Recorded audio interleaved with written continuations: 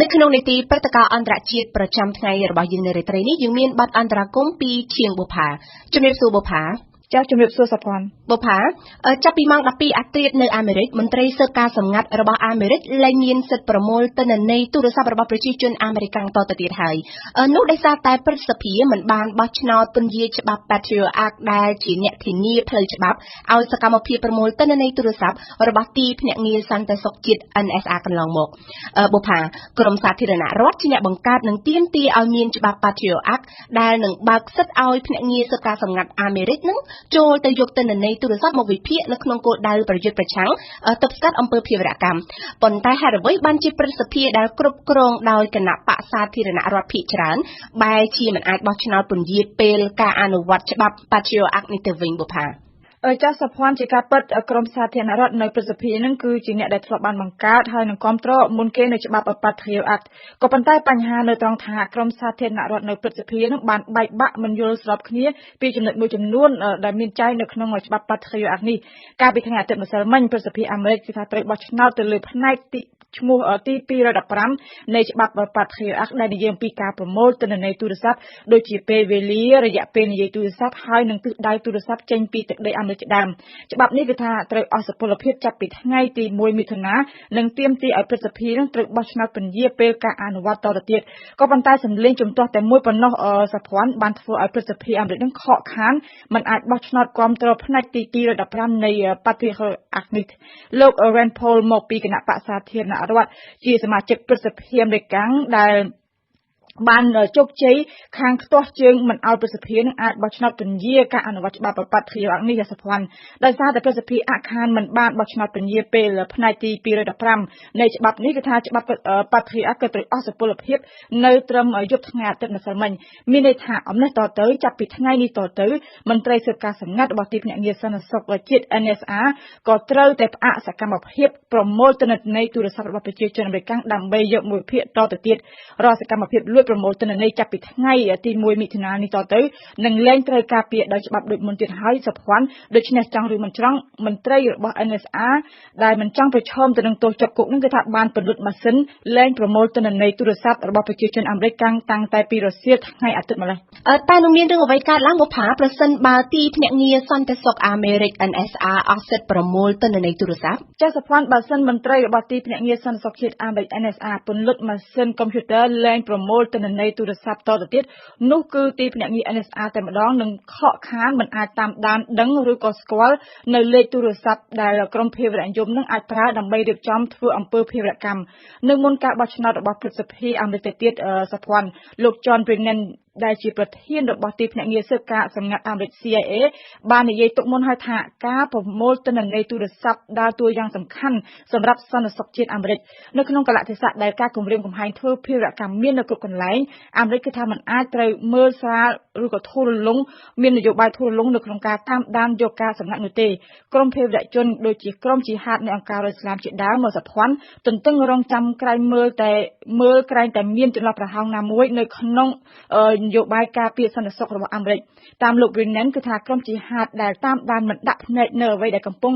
កើតឡើងនៅក្នុងទឹកដីអាមេរិកហ្នឹងគឺថាកំពុងតែឆ្លៀតយកការប្រែប្រួលនៃច្បាប់សន្តិសុខអាមេរិករួមទាំងការបែកធ្លាយព័ត៌មានសម្ងាត់របស់អាមេរិកផងឲ្យទៅធ្វើជាប្រយោជន៍របស់ខ្លួនការអាក់ខានលែងប្រមូលទិន្នន័យទូរស័ព្ទមកស្ដាប់ដូចមុន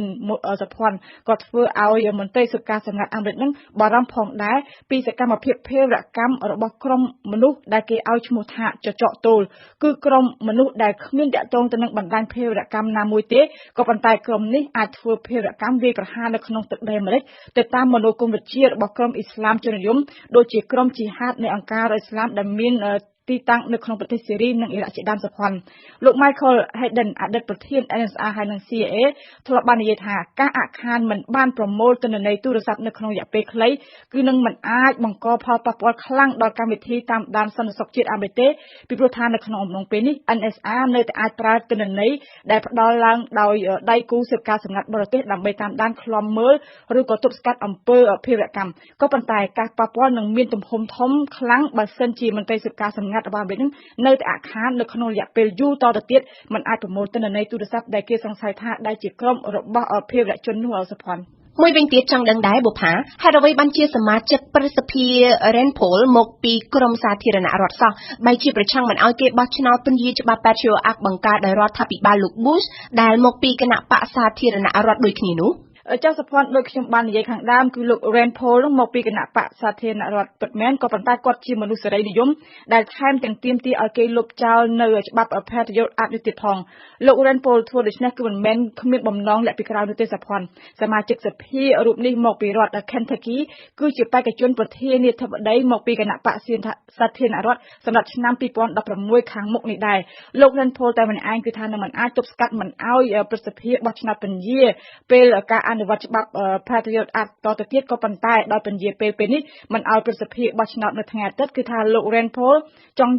ឆ្លៀតយកឱកាសនេះទៅធ្វើជាប្រធានបទសម្រាប់យុទ្ធនាការឃោសនាស្លឹកថ្នោតរបស់លោកដែលទាមទារឲ្យគេលុបចោលច្បាប់ដែលអនុញ្ញាតឲ្យភ្នាក់ងារស៊ើបការសម្ងាត់អាមេរិកលួចស្ដាប់ទូរស័ព្ទរបស់ប្រជាជនអាមេរិកហ្នឹងសុភ័ណ្ឌលោក Rand Paul ចង់ឆ្លៀតអូសទាញសម្លេងគាំទ្រពីក្រមប្រជាជនអាមេរិកដែលប្រឆាំងដាច់ខាតទៅនឹងការលួចស្ដាប់ទូរស័ព្ទរបស់ NSA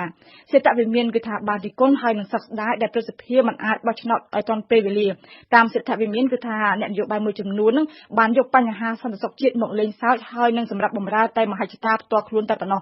យ៉ាងណាក៏ដោយសុភ័ណ្ឌតែម្នាក់ឯងលោក Rand Paul គឺថាអាចតែត្រឹមធ្វើឲ្យព្រឹទ្ធសភាផ្អាកពន្យាពេលមិនអាចបោះឆ្នោតទៅលើផ្នែកទី215នៃច្បាប់ Patriot Act ក៏ប៉ុន្តែមិនរហូតនោះទេគេរំពឹងថាព្រឹទ្ធសភានឹងទៅបោះឆ្នោតពន្យាពេលច្បាប់នេះឲ្យបានយ៉ាងយូរនៅសប្តាហ៍នេះលើសពីនោះមួយទៀតសុភ័ណ្ឌព្រឹទ្ធសភាអាមេរិកក៏ត្រូវបោះឆ្នោតផងដែរទៅលើសេចក្តីព្រាងច្បាប់មួយទៀតស្តីពី Freedom Act ដែលស្នើឡើងដោយគណៈបកសាធារណរដ្ឋនិងគាំទ្រដោយលោកប្រធានាធិបតីអាមេរិក Barack Obama ច្បាប់ថ្មី Freedom Act សុភ័ណ្ឌមានទិសដៅបើកផ្លូវឲ្យទីភ្នាក់ងារសន្តិសុខអាមេរិកនឹងអាចមានសិទ្ធិប្រើ Patriot Act នៅក្នុងរយៈពេលមួយរយៈមុននឹងផ្ទេរសិទ្ធិអំណាចទាំងឡាយខាងផ្នែកប្រមូលទិន្នន័យនឹងទៅឲ្យខាងក្រុមហ៊ុនទូរស័ព្ទឯកជនធ្វើបន្តវិញ